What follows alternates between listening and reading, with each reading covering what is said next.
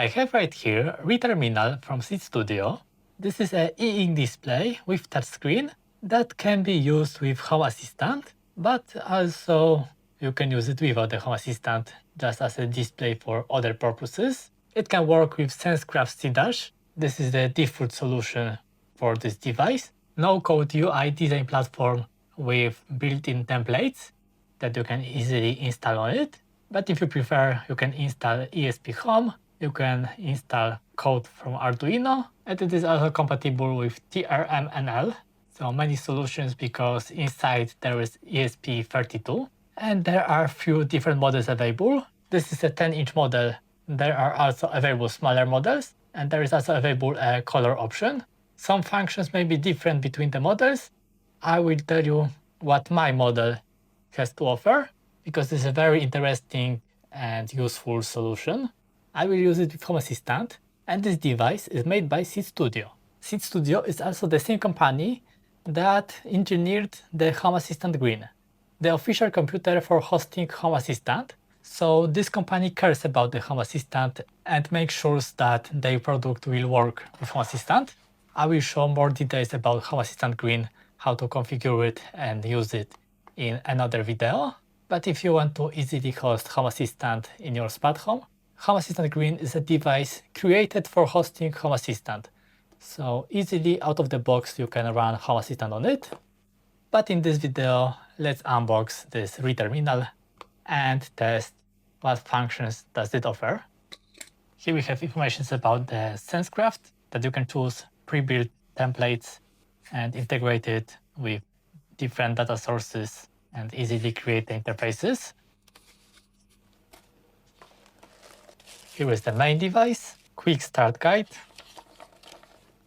really quick, USB-C to USB-A cable, and stand with a screwdriver and a screw. And here is the screen. The USB-C cable that we received in the package is for charging this device because it has built-in battery, and this battery can last up to 6 months. It depends on how you will use this display and how often you will refresh it, because e-ink uses energy only when it refreshes the screen, so it changes what it is displaying. And you can buy additionally a frame for this display to make it look more like a picture frame, because you can display pictures on it if you would want to. It has built-in slot for a micro SD card, up to 32 gigabytes, so you could store images on it. Here we have labeled ports, USB, on-off switch, and micro SD slot. Here we have a place for hanging the display in the orientation that we want to. Here are 4 additional screws for other ways of hanging it. And here is a stand that on the bottom we can screw if we don't want to hang it, but we want it to stay on the desk.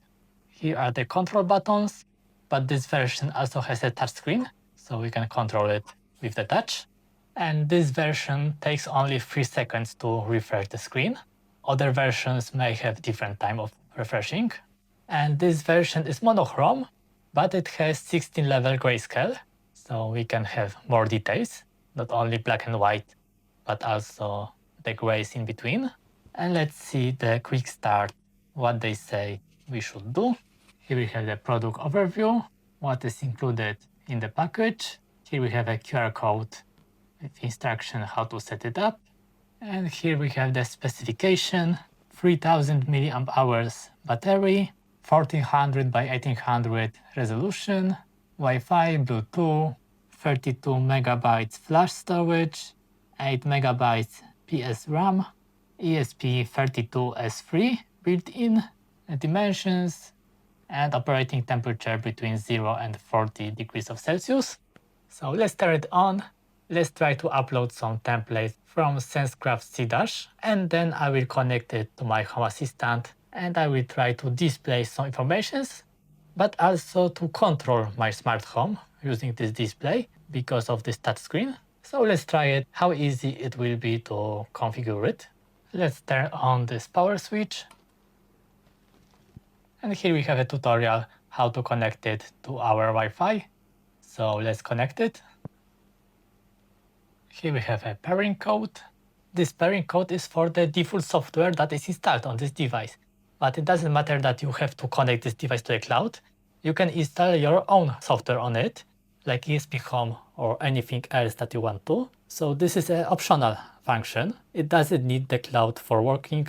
You can do whatever you want with this device offline. But I want to show you what it can offer, so I will pair it to test this SenseCraft Seeedash, what it can offer, but this is optional. You don't have to do it. It restarted, and as you could hear, it also has a speaker built in. And now on the website I can see that it has 63% battery, so let's try to upload some template on it. I could create my own dashboard, but for video purpose, let's use some ready template, because I will create my own dashboard when I will connect it to the Home Assistant. So I don't want to use too much time on this temporary dashboard. I found Lucky Cat with Flip Clock, so let's try to use it. This is a simple clock without the API, so it will be easy to demonstrate. Let's add it to my page. Let's add it, let's apply it. It will be easier to adjust it on the laptop.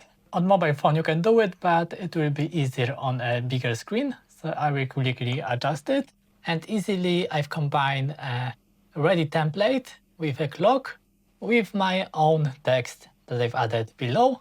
So quite easy, no code UI for creating your own dashboards or using ready templates.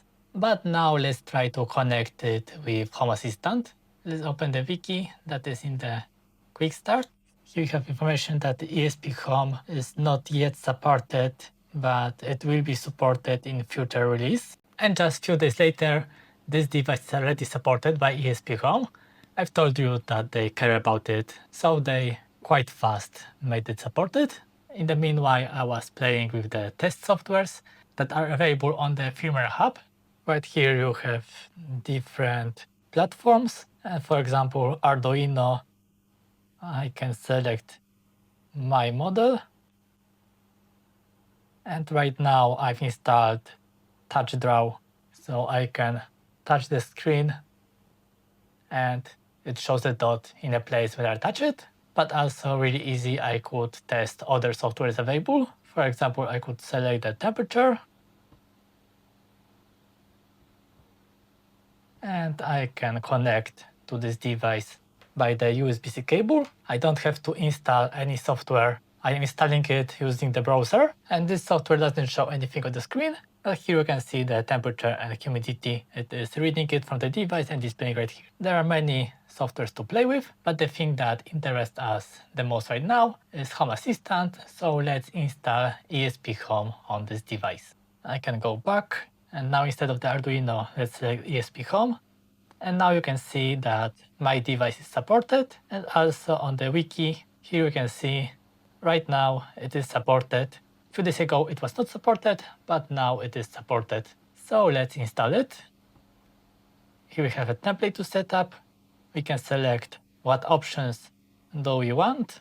And we can write right here Wi-Fi and password. And here we have a ready script for the ESPHome. We can customize it to work the way we want it, but let's first try this default script, how it will work. And I will use ESPHome Builder on Home Assistant. Right now I will use already configured Home Assistant, but in another video I will show you how to configure Home Assistant from zero using this Home Assistant Green, and then I will show you how to configure everything and how to install ESPHome Builder. This video is focused about the reTerminal, so those technical things will be in the video about Home Assistant, not about the terminal. So let's add new device. Let's create empty configuration. Let's name it reTerminal. Let's copy this default configuration. Let's paste it right here. Now let's open secrets and I will enter 4 informations that are needed. So Wi-Fi name, Wi-Fi password, OTA password, and API key. Let's save it. And let's add those secrets. Let's save it. Let's go back. Now we don't have the errors that the secrets are not set. And let's install it on the device. It is plugged using the USB. And now I am installing the default template. And after that, if it will work, I will personalize it to show the informations that I am interested about. And first time ESPHome we have to install using the cable, but later we can use over the air to send updates by Wi-Fi. So in the future, if you will want to make changes on your display, you don't have to connect it again to your laptop. You can send the update by the Wi-Fi. Here you have information that it couldn't upload the software using the USB because there is no HTTPS connection right now between my laptop and the Home Assistant. So I could connect this device directly to the server, or I could build it locally on my laptop, or I can connect using the HTTPS to Home Assistant. I will use the secure connection with my server, and I've used Tayscale to make the secure connection. And now with HTTPS using the Tayscale, let's install it connected to this computer.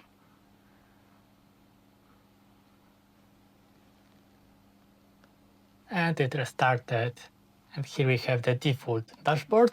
And on the default dashboard, we have the temperature, humidity, battery, SD card not detected, microphone enabled. Here we have the buttons, and on top we have the date. So now let's try to customize it to show some useful information from Home Assistant on this screen. And let's try also to use the touchscreen to control my smart home. Using the AI, I modified this default script, and let's try to install it on the device. And now I can use Wi-Fi to upload the new software wirelessly, but I can use the USB because it is still plugged in. And here's the beep that it restarted after uploading the new software. And Home Assistant detected new device. So let's add it. And let's add to my device additional permissions to control devices in my home. And right now my simple control panel is ready. I've set it to refresh every 30 seconds. And as the example, it is showing me my photovoltaic power, energy storage, battery percent, grid export, voltage on 3 phases. And to test the touchscreen, I have right here 2 buttons to control the lights in my room. So let's try to turn off the lights on my ceiling. They are turned off. And as you can see, the delay is really small because it is not using any cloud. Everything is working locally, so it is really fast. I can turn off other lights to show you better that it is indeed working. Now let's turn off both of them. Let's turn one. The delay is because the lights need its power supply to turn on, so they need a few milliseconds to turn on, but it is really fast because it is working fully locally without any cloud. So this display works with Home Assistant, and it is quite easy to use, and you can customize it however you want. With AI, it is really simple because you can upload the template and tell it what changes do you want, what information it should display you, what buttons do you want on the screen, and AI can really easy and fast create you new code to upload to this device. As you can see, you can both show the informations and you can control your smart home. Because of the touch screen, you can add buttons to control everything. You can adjust the refresh rate depending on how often you need your information to be refreshed. If you are using it on the battery, the faster you refresh it, the faster you will drain the battery, but you can use it connected to the USB, or you can set it to refresh only every few minutes to save on the battery, or you can also make it refresh only manually. Depends on your situations. You can customize it to work the way you need it. So a perfect device for controlling your smart home offline, fully customizable. You can upload any software you want on this device. You are independent from everyone and every cloud, every service. It works fully offline, fully the way you want it. And it even has many built-in sensors like temperature, humidity, microphone.